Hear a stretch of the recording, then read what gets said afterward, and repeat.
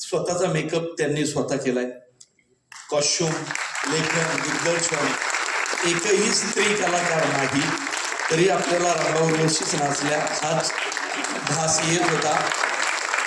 आणि नाटकाला लोकांच्या मनापर्यंत पोहोचवण्यासाठी तांत्रिक गोष्टींचा जो आधार लागतो, उदाहरणार्थ समजा आम्ही केलं असते तर काय केलं असतं, तो मग प्रल्हादाला वेगळा स्पॉट दिला असता, त्या हिरण्यकश्यप शेवटच्या ह्याला बळच लाईट्स कुठून कुठून मारले असते, धूर सोडला असता सगळीकडनं. पण या कुठल्याही तांत्रिक गोष्टीचा आधार न घेता फक्त अभिनयाच्या जीवावरती एखादा विषय पोहोचवणं हीच खरी कला.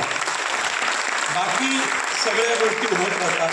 आवाजाची पट्टी आणि स्पीड स्पीच व्हॉल्यूम मध्ये काम करणारे सगळे प्रोसिनियम आर्ट मधले कित्येक कलाकार असतात. पण अशा वेळी फक्त प्रोसिनियम तो 24/24 हे न भेदता या थिएटरच्या भिंती फोडून आवाज बाहेर जाईल इतकी मोठी ताकद यांच्या गळ्यामध्ये होती. म्हणजे मला असं वाटत होतं माईक फक्त औपचारिकता म्हणून होते, खरं ते तिथं शोभतात कणकवलीमध्ये, वेंगुर्ल्यामध्ये, सिंधुदुर्गामध्ये. कारण तिथं अशा भिंती फोडून जाणारी माणसं बसलेली असतात आणि आवाज असतो म्हणून. त्यामुळं आम्ही सगळे तुमच्या समोर नतमस्तक आहोत. आम्ही तुमच्यासारखं काहीही करू शकत नाही, कारण तिथपर्यंत पोहोचण्यासाठी त्या मातीतूनच आलं पाहिजे जे तुम्ही पोहोचवलं. जसं माझा मुळशी पॅटर्न हा मी करू शकलो कारण मी मुळशी गावातलाच आहे, तो प्रॉब्लेमच माझ्या गावातला होता, त्यामुळं मला मांडताना तो सोपा गेला. तसं ही जिवंत लोककला यांच्या अंगात, मातीत, यांच्या पिढ्यांमध्ये भिनलेली आहे, म्हणून ती आपल्यापर्यंत इतक्या ताकदीनं पोहोचली. मी महेश वामन मांजरेकर, माझा मित्र राहुल भंडारे आणि हे पोहोचवण्यासाठी आमच्या जयदेव बर्वाची टीम, म्हणजे बर्वेची टीम, बर्वा सगळं, तर यांचे मी आभार मानतो. तुम्ही ज्यांनी यांना तिकडून इथं आणले, म्हणजे आज इथं बसलेला प्रत्येक जण नशीबवान आहे. म्हणजे तो सांगू शकेल की मातीतल्या ओरिजिनल कलाकारांचं ओरिजिनल दशावतार पाहिलं, कुठंतरी ऐकलेलं, शूट झालेलं हे नाही. त्यामुळं आज इथं उपस्थित असलेले आपण प्रत्येक जण हे नशीबवान आहोत की असा दशावतार आपण इथे पाहिला. त्यामुळं आता 2 शो आहेत वाटतं अजून, तर अजून लोकांना नशीबवान ठरायचं असेल तर थोडं लांब औंधला जावं लागेल. त्यामुळं त्या लोकांना पर्यंत हा विषय पोहोचवा आणि तुम्ही नक्की पहा. खूप धन्यवाद एवढं काहीतरी जिवंत कला दाखवल्याबद्दल. धन्यवाद.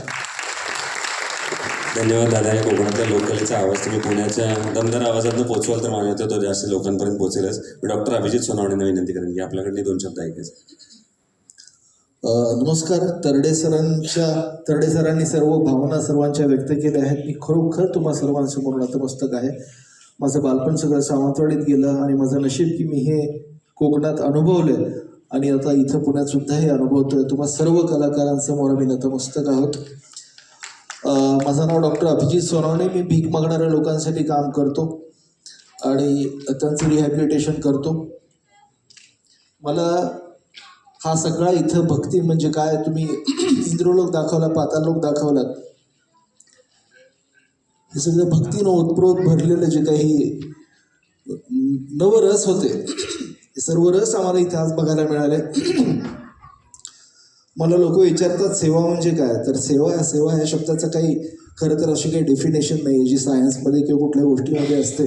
सेवा म्हणजे काय किंवा भक्ती म्हणजे काय याचं एक अशी कुठली कोणाची डेफिनेशन नाही आहे. पण मला नेहमी असं वाटतं भक्ती म्हणजे काय, सेवा म्हणजे काय विचारलं तर ते एका शब्दात, 2 शब्दात, 4 शब्दात सांगता येत नाही. प्रत्येकाची सेवा, प्रत्येकाची भक्ती ही वेगळी असते.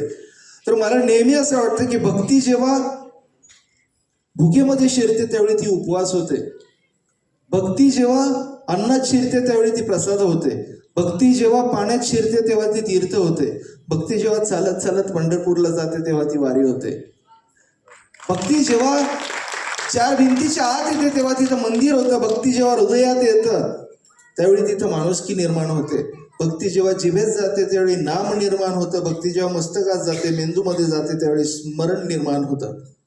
आणि भक्ती जेव्हा हातात जाते त्यावेळी ती सेवा होते. आज ह्या सगळ्या गोष्टी आम्ही तुमच्यापासून शिकलो, समजलो.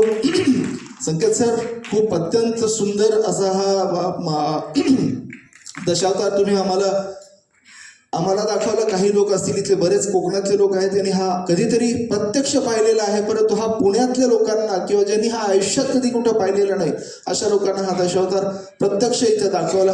आणि तुम्हा सर्वांचे आभार, संयोजकांचे, आयोजकांचे आभार, आणि पुन्हा एकदा तुम्हा सर्वांसमोर नतमस्तक. थँक्यू.